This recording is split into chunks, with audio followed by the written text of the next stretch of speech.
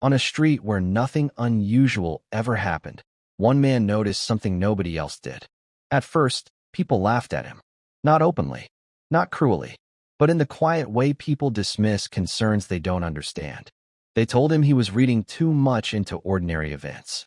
They told him retirement had given him too much time to think. They told him he was connecting dots that weren't connected. And for a while, even Ryan Mitchell started wondering if they were right. Because the neighborhood looked exactly the way it always had. Children rode bicycles down the sidewalks. Families walked their dogs in the evenings.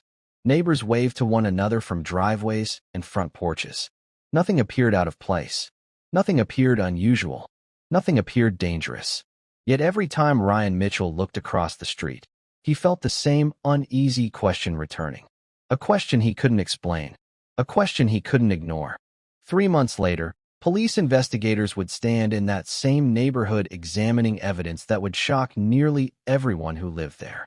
The same people who dismissed Ryan's concerns would suddenly find themselves asking how they missed what was right in front of them. The same neighbors who believed nothing unusual ever happened on their street would discover that some secrets can exist in plain sight for years before anyone recognizes them. And the most remarkable part of the story wasn't that the clues existed. It was that nearly everyone saw them. They simply didn't pay attention. Before we dive deeper, let us know in the comments where you're watching from. We'd love to hear from you. And don't forget to hit that subscribe button so you never miss any of our upcoming videos. Because this story isn't about a brilliant detective solving an impossible mystery. It's not about advanced technology uncovering hidden evidence. And it's not about a criminal mastermind fooling everyone around them. It's about observation. The kind of observation most people stop practicing once life becomes routine. Ryan Mitchell had lived in that neighborhood for more than 2 decades. 25 years of the same streets, the same houses, the same daily patterns. As a former postal worker, he spent most of his life noticing details. Addresses, schedules, small changes that other people rarely paid attention to. For years, those habits meant nothing. Then one day, they meant everything. Because on a quiet street where nothing unusual ever happened, Ryan Mitchell noticed something that didn't fit. At first it seemed insignificant. Then it happened again, and again, until eventually a pattern began to emerge. A pattern connected to a respected businessman named Daniel Foster. A man trusted by almost everyone who knew him. A man whose reputation seemed beyond question. A man nobody suspected of hiding anything at all. Nobody except Ryan. And what began as a simple observation would eventually become the first piece of a puzzle that investigators would spend months trying to understand. A quiet neighborhood, a respected family, a secret hidden in plain sight. Everyone missed it, except him. So what exactly did Ryan Mitchell see that everyone else ignored? At first glance, this looked like a misunderstanding. In fact, that's exactly how most people described it when Ryan Mitchell first started talking about what he had noticed. There was nothing dramatic about his concerns. No accusations. No shocking claims. No dramatic confrontation between neighbors. Ryan wasn't the type of person who sought attention, and he certainly wasn't interested in becoming the center of neighborhood gossip. At 58 years old, he lived a quiet life in the same modest home he had occupied for more than 25 years. After retiring from the postal service, his days followed a predictable routine. Morning coffee on the front porch. Afternoon walks through the neighborhood. Evenings spent reading, watching local news, or talking briefly with neighbors as they returned home from work. It was a simple life, and Ryan preferred it that way. But there was one thing about Ryan Mitchell that separated him from most people around him. He noticed things. Years of delivering mail had trained him to recognize patterns without even thinking about it. He remembered which lights turned on at certain times, which cars usually occupied specific driveways, which houses remained empty during the day, and which residents worked unusual schedules.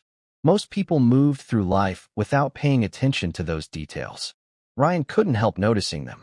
It had become second nature after decades of observing neighborhoods one address at a time. Across the street lived Daniel Foster. To anyone looking from the outside, Daniel seemed like the last person who would ever attract suspicion. He owned a successful local business, supported community events, and had earned a reputation as someone who cared about the town. Neighbors respected him. Business owners spoke highly of him. He attended charity fundraisers, sponsored youth sports programs, and appeared to have built exactly the kind of life many people admired. If someone had asked residents to name the most trustworthy person on the street, Daniel Foster's name would have appeared near the top of almost every list. That reputation would eventually become one of the most important parts of the story, because trust has a way of changing what people are willing to see. When someone develops a positive reputation, unusual behavior often receives innocent explanations. Questions get dismissed. Inconsistencies get overlooked. People assume there must be a reasonable answer because they already believe in the person involved. Ryan Mitchell wasn't immune to that thinking, at least not at first. Then there was Detective Laura Bennett. When her name eventually became connected to the case, she had already spent years investigating everything from property crimes to complex fraud cases. Colleagues respected her because she relied on evidence rather than assumptions. Early in the investigation, however, even Laura Bennett viewed Ryan's concerns with caution. From her perspective, the information he provided sounded incomplete. There were observations, certainly, but observations alone rarely prove anything. Police departments receive reports every year from people convinced they've witnessed suspicious activity that later turns out to have a perfectly reasonable explanation. Initially, Laura Bennett suspected this situation might be no different. But the more she listened, the more questions began to emerge. What exactly had Ryan Mitchell noticed? Why did the details continue bothering him long after everyone else dismissed them? And perhaps most importantly, what if the things Ryan observed weren't isolated incidents at all? What if they were connected? Because beneath the surface of this quiet neighborhood story sat a mystery nobody fully understood. What did Ryan notice? Why didn't anyone believe him? And what exactly was Daniel Foster hiding? At first glance, it looked like a misunderstanding. But what investigators would eventually uncover would shock the entire community. And the strangest part of all is that none of it started with a crime. None of it started with a confession. None of it started with evidence. It started with a routine Ryan Mitchell had followed for nearly 20 years. To understand why Ryan Mitchell became the only person willing to question what was happening, you first have to understand the neighborhood itself. It was the kind of quiet American suburb that many people spend their entire lives searching for. Tree-lined streets, well-maintained homes, families who had known each other for years, children growing up together, weekend barbecues, community events. The sort of place where neighbors still waved as they passed one another and where most people felt comfortable leaving their doors unlocked during the day. Crime was rare enough that when something unusual did happen, people talked about it for weeks. Stability wasn't just part of life there. It was part of the neighborhood's identity. Ryan Mitchell had spent 25 years living on that street. Long before retirement, he worked as a postal carrier serving several communities in the area. Decades of delivering mail had given him an unusual relationship with routine. Most people notice major changes. Ryan noticed small ones. A porch light left on at an unusual hour. A vehicle appearing where it normally didn't. A house that suddenly changed its daily rhythm. Those observations rarely mattered, but they became habits he never lost. Even after retirement, he found himself paying attention to details most people ignored. Not because he was suspicious, simply because noticing patterns had become second nature. Neighbors often described Ryan as quiet, respectful, and observant. He wasn't known for exaggeration or gossip. In fact, many people considered him one of the most reliable residents on the street. If Ryan said he saw something, people generally believed he saw it. The question was whether what he saw actually meant anything. That distinction would become increasingly important as the story unfolded. Across the street lived Daniel Foster. If Ryan represented consistency, Daniel represented success.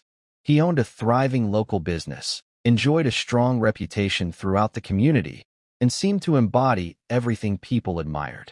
He was married, financially comfortable, and actively involved in local charitable events.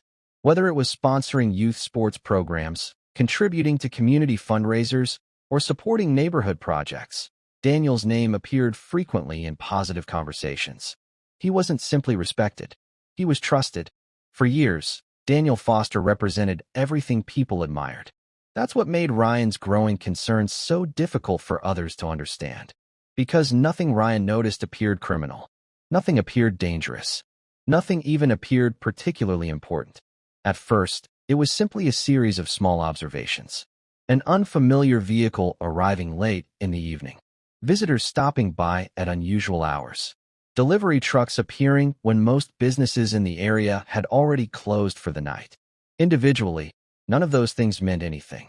People receive deliveries. Friends visit one another. Schedules vary. Life doesn't always follow predictable patterns. Yet Ryan couldn't ignore how often those moments seemed to repeat themselves. Certain vehicles appeared on specific days. Some visitors arrived at nearly identical times each week. Deliveries that seemed ordinary on their own began forming rhythms that felt oddly consistent once viewed together. The pattern wasn't obvious. In fact, most people never noticed it at all. When Ryan occasionally mentioned his observations to neighbors, they dismissed them almost immediately. Some laughed. Others offered simple explanations. Business owners often work unusual hours. Friends stop by unexpectedly. Deliveries happen when schedules allow. Everything Ryan described could be explained individually, which made it easy for people to reject the idea that anything unusual was happening. Even Ryan questioned himself from time to time. Was he overthinking ordinary events? Was retirement giving him too much time to focus on things that didn't matter? Were these observations meaningful, or was he simply connecting unrelated details? Those questions stayed with him. But the pattern continued. And every time Ryan considered letting it go, something else would happen that drew his attention back to the same concerns. The most important detail, however, wasn't Daniel Foster. Not directly, because Ryan wasn't spending his days watching Daniel. He wasn't tracking his movements. He wasn't investigating his personal life. The truth was far more interesting than that. Ryan wasn't watching Daniel Foster. He was watching what happened around him. The moment Ryan Mitchell stopped dismissing his own concerns was the moment he decided to write things down. Until then, every observation existed only in his memory. A vehicle arriving at an unusual hour. A visitor staying for a strangely short period of time. A delivery that seemed slightly out of place. Individually, none of those moments appeared important. Yet Ryan understood something most people forget. Patterns are difficult to recognize when they exist only as memories. Once they are documented, however, they become much harder to ignore. So he started keeping notes. Nothing elaborate, just dates, times, license plate descriptions when he could see them, weather conditions, the duration of visits, small details that most people would never consider recording. At first, the notebook seemed almost unnecessary. Several days passed without anything unusual happening. Then Monday arrived. Shortly after 9 p.m., an unfamiliar dark-colored vehicle entered the neighborhood and parked near Daniel Foster's property. Ryan noticed it because he had never seen the vehicle before. The driver remained inside for several minutes before walking toward the house. About 20 minutes later, the person returned to the vehicle and left. Nothing illegal, nothing dramatic, just unusual enough to earn a note in Ryan's notebook. 2 days later, on Wednesday evening, the same vehicle appeared again. Almost the same time, almost the same duration, almost the same sequence of events. Ryan wrote down the details. By Friday, a different visitor arrived. Different vehicle, different person, yet somehow the pattern felt familiar. The timing was nearly identical. The visit lasted roughly the same amount of time. The behavior followed the same rhythm Ryan had already documented twice that week. At first, he told himself it was probably business-related. Daniel Foster owned a successful company. Business owners often met people outside traditional office hours. There were dozens of reasonable explanations. But then another week passed, and the activity continued. Monday, Wednesday, Friday, sometimes different vehicles, sometimes different visitors. Yet the same predictable timing continued appearing over and over again. Weeks passed. The notebook grew thicker, and the pattern became increasingly difficult to dismiss. Ryan noticed something else. The visitors rarely interacted with neighbors. They didn't wander the neighborhood. They didn't stay long enough to socialize. Most arrived, completed whatever brought them there, and left with remarkable consistency. Even more unusual was the precision. The arrivals occurred within surprisingly narrow time windows. The departures followed similar routines. The repetition was almost mechanical. The pattern was too consistent to be random. That realization stayed with Ryan, not because he believed a crime was taking place, but because he couldn't understand why nobody else seemed curious. Eventually, Ryan mentioned his observations to several neighbors. The response was immediate. Most dismissed the concerns entirely. Some laughed. Others suggested retirement had simply given him too much free time. A few reminded him that Daniel Foster was one of the most respected people in the community. Successful business owners often keep unusual schedules. Visitors come and go. Deliveries happen. Nothing Ryan described sounded suspicious enough to justify concern. Even when Ryan reviewed his notes and pointed out the repeating patterns, people remained unconvinced. To them, the notebook looked like a collection of unrelated events. To Ryan, it looked like something else entirely. Still, without evidence of wrongdoing, there wasn't much anyone could do. Life continued. The neighborhood remained quiet. Daniel Foster's reputation remained untouched. And Ryan Mitchell found himself wondering if perhaps everyone else was right. Maybe he was focusing on details that meant nothing. Maybe the pattern existed only because he was looking for one. Then something changed. A local resident who had been part of the community for years suddenly disappeared from public view. At first, nobody panicked. People travel. People visit family. People take unexpected trips. Absences happen. But as days turned into weeks, questions began spreading through the neighborhood. Neighbors stopped seeing the person. Friends struggled to reach them. Their usual routines vanished completely. And as those questions grew louder, Ryan found himself doing something he hadn't done before. He opened the notebook. He began comparing dates. And what he discovered sent a chill through him. Because the timing of the disappearance overlapped perfectly with the pattern he had been documenting for weeks. For the first time, Ryan Mitchell wasn't looking at isolated observations. He was looking at a connection. And that's when Ryan realized the pattern wasn't a coincidence. Once concerns about the missing resident reached local authorities, the situation began shifting from neighborhood speculation to an official investigation. What had started as casual conversations between neighbors suddenly became a matter for detectives to examine. Even then, however, there was no immediate indication that a crime had occurred. Adults disappear from public view for many reasons. Some leave unexpectedly. Some cut off contact.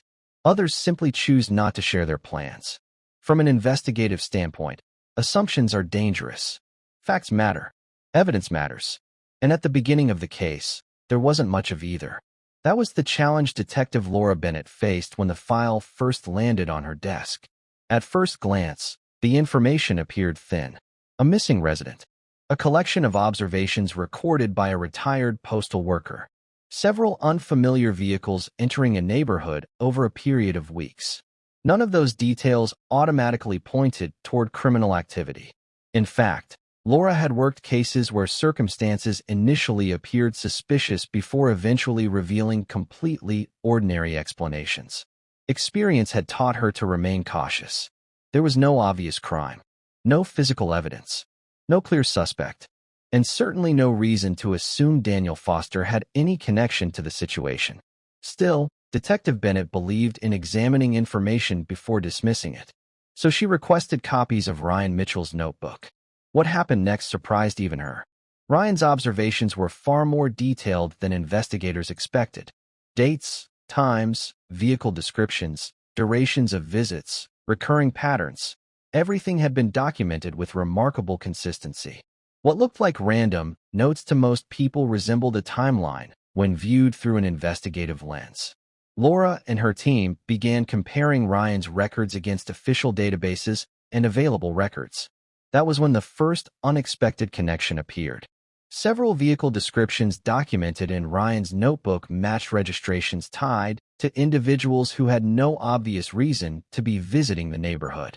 Some lived in neighboring counties. Others were connected to addresses far outside the area. None of the registrations proved wrongdoing, but they raised questions investigators hadn't considered before. Then investigators reviewed phone activity connected to relevant dates. Again, nothing immediately conclusive emerged, but patterns started appearing. Communication records overlapped with some of the visits Ryan had documented. Certain calls occurred shortly before vehicles arrived. Other communications appeared shortly after departures. Individually, the connections seemed minor. Together, they became harder to ignore. Then came the timeline comparison. Detectives mapped Ryan's observations alongside known movements, communications, and events connected to the missing resident. The result was unsettling. Dates lined up. Time frames overlapped. Moments that initially appeared unrelated suddenly occupied the same timeline. For Detective Laura Bennett, the investigation was entering unfamiliar territory. She still didn't have definitive proof of a crime, but she no longer believed Ryan Mitchell's concerns could be dismissed as coincidence. Every answer created a new question. Why were the same patterns repeating? Why did certain visits correspond with specific communications? And why did so many seemingly unrelated details keep intersecting in ways investigators couldn't easily explain? As authorities quietly expanded their inquiry, word began spreading throughout the community.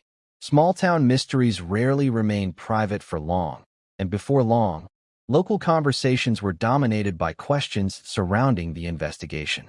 Reporters started making inquiries. Social media discussions appeared. Rumors multiplied faster than facts.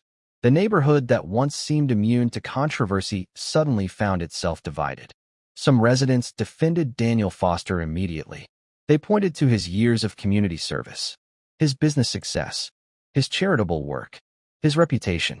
To them, the idea that Daniel could be connected to anything suspicious felt impossible. Others became increasingly uneasy. The more they heard about vehicle records, timelines, and unexplained connections, the harder it became to dismiss the investigation entirely. People who had once laughed at Ryan Mitchell's observations now found themselves revisiting conversations they barely remembered having. Questions replaced certainty. Trust gave way to doubt. And for the first time, Daniel Foster's carefully maintained image began facing serious scrutiny. Then investigators uncovered something nobody expected. It wasn't a witness. It wasn't a confession. And it wasn't something Ryan Mitchell had seen from his front porch. It was evidence hidden within records investigators almost overlooked. Evidence that suddenly transformed the direction of the entire case. The person everyone trusted suddenly became the center of the investigation. The breakthrough arrived not through a dramatic confession or a piece of evidence discovered at the last minute, but through something far simpler.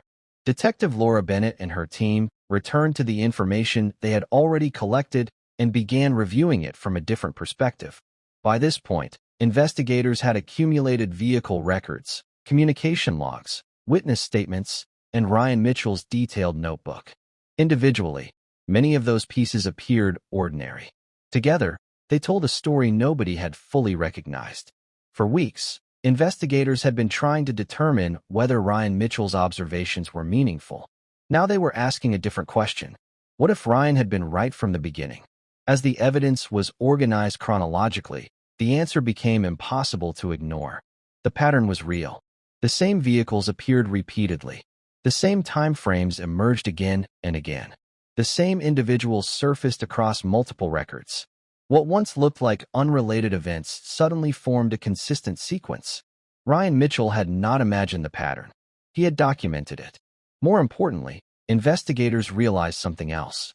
The critical evidence they had been searching for had never truly been hidden. It existed within reports, records, and observations that people simply failed to connect. Certain names appeared in places they shouldn't have. Certain communications occurred at moments that demanded explanation. Certain movements aligned with events investigators initially believed were unrelated. The clues had been sitting in plain sight. Nobody recognized their significance because nobody was looking at them together. Everyone saw the same things Ryan saw. The difference was that Ryan paid attention. As Detective Laura Bennett reconstructed the timeline, a clearer picture emerged. Daniel Foster's activities were far more complicated than the public image he had spent years building. The respected businessman, community supporter, and trusted neighbor had carefully maintained a version of himself that people accepted without question. Behind that reputation existed a network of interactions and arrangements that investigators eventually linked to the pattern Ryan had documented. The details shocked the community, not because Daniel Foster was a stranger, but because he wasn't. People knew him, or at least they believed they did. Neighbors remembered conversations in driveways, community events, fundraisers, business meetings, years of seemingly ordinary interactions. Now those same memories felt different. As investigators revealed more information, residents found themselves questioning assumptions they had never considered challenging before. The confidence people once placed in Daniel's reputation began collapsing under the weight of documented facts. Court proceedings soon followed. By then, the story had spread far beyond the neighborhood where it began. Reporters covered developments closely as attorneys presented evidence, timelines, records, and witness testimony. Ryan Mitchell's notebook, once dismissed as the observations of a retired postal worker with too much free time, became one of the most important pieces of the narrative investigators used to explain how the case unfolded. Inside the courtroom, Detective Laura Bennett carefully explained how the investigation developed. She described the vehicle registrations, communication records, timeline matches, and overlooked connections that eventually exposed the truth. Piece by piece, the events were reconstructed until the pattern became clear enough for everyone to see. For many residents, hearing the complete story was deeply unsettling. Some struggled to believe it. Others struggled with the realization that Ryan Mitchell had been warning people for months. Families who once trusted Daniel Foster found themselves confronting difficult realities. Friendships fractured. Relationships became strained. Conversations throughout the community shifted from disbelief to reflection. The emotional impact extended far beyond the individuals directly involved. Because this was never just a story about evidence. It was a story about trust. The kind of trust people place in familiar faces. The kind of trust that allows warning signs to blend into the background. The kind of trust that convinces communities they already know everything worth knowing about the people around them. And perhaps that was the most disturbing part of all. The clues were never hidden. They were simply ignored. Stories like this force us to ask a difficult question. Not because the answer is complicated, but because the answer is uncomfortable. How many warning signs do we ignore every day? How many details pass through our lives unnoticed simply because we've stopped paying attention to them? By the time the investigation concluded, the quiet neighborhood where this story began had returned to something resembling normal life. The police vehicles were gone. The reporters had moved on to other stories. Court proceedings had come to an end. Lawns were mowed. Mail was delivered. Children played outside again. From a distance, the street looked almost exactly the way it had before any of this happened. But the people who lived there knew it wasn't the same. Once a community discovers that something important existed in plain sight for so long, it's difficult to see familiar places the same way again. For Ryan Mitchell, life became quieter than ever. The attention eventually faded. The conversation slowed. The questions stopped. And one evening, much like thousands of evenings before, he found himself sitting alone on his front porch watching the neighborhood settle into its familiar rhythm. The same street, the same houses, the same sidewalks, the same routines. Only now, everyone understood something they hadn't understood before. The truth had been there all along. Ryan wasn't sitting there feeling victorious. He wasn't celebrating being right. If anything, he wished the pattern he noticed had never existed in the first place. Because being correct came at a cost. Families were affected. Trust was broken. Friendships changed. And a community that once felt completely certain about the people around them had been forced to confront uncomfortable realities. Looking back, many residents eventually asked themselves the same question. How did we miss it? The answer was surprisingly simple. They weren't looking. Not because they were careless. Not because they lacked intelligence. But because familiarity has a way of making people stop noticing things. When we see the same faces every day, we stop questioning them. When routines become normal, we stop examining them. When someone earns our trust, we often stop looking beyond the version of them we already believe. That's what made Ryan Mitchell different. He wasn't smarter than everyone else. He wasn't a detective. He wasn't an investigator. And he certainly wasn't lucky. He simply noticed what everyone else stopped seeing. A repeated pattern.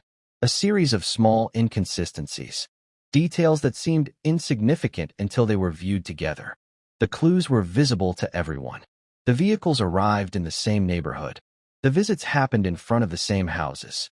The patterns unfolded in plain sight. Yet only one person paid close enough attention to recognize that something wasn't right. And perhaps that's the lesson hidden inside stories like this. Sometimes we imagine the truth as something buried deep beneath layers of deception, something hidden so carefully that nobody could possibly discover it. But reality is often different. Sometimes the truth isn't hidden. Sometimes people just stop paying attention. So here's the question. If you had lived on that street, would you have noticed the pattern? Would the unfamiliar vehicles have caught your attention?